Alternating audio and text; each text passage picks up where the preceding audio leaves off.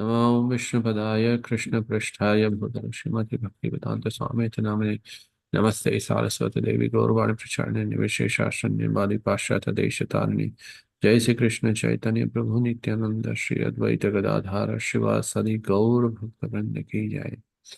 Hare Krishna Krishna Krishna Hare Hare Hare Ram Ram Ram Hare Hare. So we are reading from the Nectarean Ocean of Holy Name. So we are here, the reference from Adi Puran, that na nama sadrasham jnanam, na nama sadrasham pratam, na nama sadrasham dhyanam, na nama sadrasham phalam, na nama sadrasha tyago, na nama sadrasha samaha, na nama sadrasham punyam, na nama sadrashi gatihi, na namev parama muktir, namev parama gatihi, नामेव परम शांतिर नामेव परम स्थितिः नामेव परम भक्तिर नामेव परम नामतिः नामेव परम प्रीतिर नामेव परम स्मृतिः नामेव कारणं जंतो नामेव प्रभुर एव च नामेव परम आराध्यम नामेव परमो गुरु. So there is no vow like chanting the holy name, no knowledge superior to it, no meditation which comes anywhere near to it, and it gives the highest results. No penance is equal to it, and nothing is as potent or powerful as the holy name. Chanting is the greatest act of piety and the supreme refuge. Even the words of the Vedas do not possess sufficient power to describe its magnitude.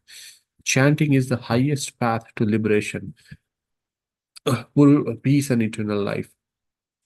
It is the pinnacle of devotion, the heart's joyous proclivity and attraction, and the best form of remembrance of the Supreme Lord. The Lord, the Holy Name, has appeared solely for the benefit of the living entities as the Lord and Master, their supreme worshipable object, and their spiritual guide and mentor. Sri Bhakti Rasayan, a spiritual tonic. The word rasayan is used in science of Ayurveda for a life-giving elixir. In the past, it was well known how to revitalize people who were close to death by treating them with a proper rasayan. Often, the patients could go on living with a full strength for many more years, and in many cases, they started a new life. There are also spiritual rasayans, means namely mantras, endowed with a transcendental potency which energize one's spiritual life. In the last chapter of the Brihad Bhagavatamrita, Sri Sanatana Goswami present a collection verse called Bhakti Rasayan. These verses, which form the essence of the 10th canto of the Srimad Bhagavatam, are meant to simulate Bhakti Ras, the devotional sentiment in one's relationship to Krishna, and to evoke transcendental attachment to Krishna's eternal realm, Vrindavan. They are called Rasayan because, like an Ayurvedic medicine, they act as a potent nectar to purify the heart, steady the devotion, and increase one's love for Krishna. These verses were used by the previous acharyas as a special method of bhajan. They combined their japa, chanting of the beads, with reading these Bhakti Rasayan shlokas while meditating on them and simultaneously continue to chant the holy name. Their minds and hearts would be completely immersed in the nectarian ocean of flame ras. By following in their footsteps, we can increase both the bliss of chanting and our love for Radha and Krishna. While chanting japa, one can stop at the end of a round and recite one shloka, starting from the beginning. Then, while resuming japa, one deeply meditates upon the verse. After some time, the next verse can be read.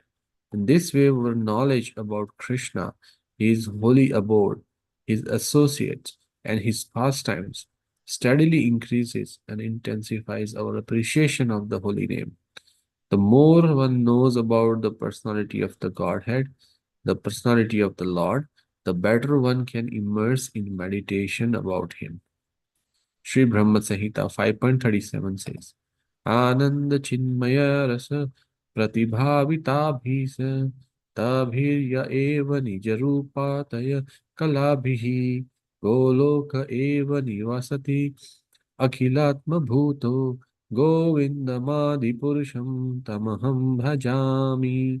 I worship Govind, the primeval Lord, residing in his own realm, Golok, with Radha, resembling his own spiritual figure, the embodiment of the ecstatic potency possessed of the 64 artistic activities, in the company of her confidants, Shakhis, embodiments of the extension of her bodily form, permeated and vitalized by his ever blissful spiritual rasa. Brahma Sahita 5.43 गोलोकनाम्नि निजधाम्नि तले च तस्य देवी महेश हरिधामेषु तेषु तेषु ते ते प्रभावनिचय विहिताश्च येन गोविन्दमादिपुरुषं तमहं भजामि.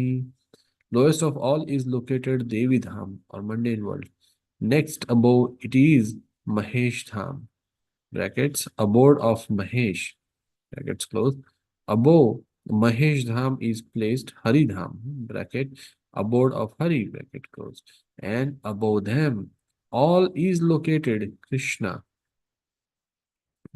own realm named Golok.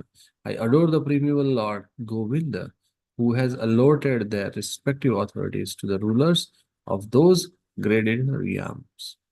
Shri Brahma Samhita 5.6 Shri Akantah कान्तः Pranav पुरुष कल्पतवर तरवो ध्रुमा भूमिश्चिन्तामणिगणमयी तोयम् अमृतं कथा गणं नाट्यं गमनम् अपि विमंशि प्रियसखी चिदानन्दं ज्योति परम अपि तद् अवश्यात् आस्वाद्यम् अपि च स यत्र क्षीरब्धिः सर्वति श्रवति सुरभीयश्च सुमनः सुमहन् निमेषारध्यको वव्रजति नायहि यत्रपि समयः भजे श्वेताद्विपं तम अहम इह गोलोकम इति यम वेदांतास्ते सन्तः क्षिति विरलचरः कटिपये.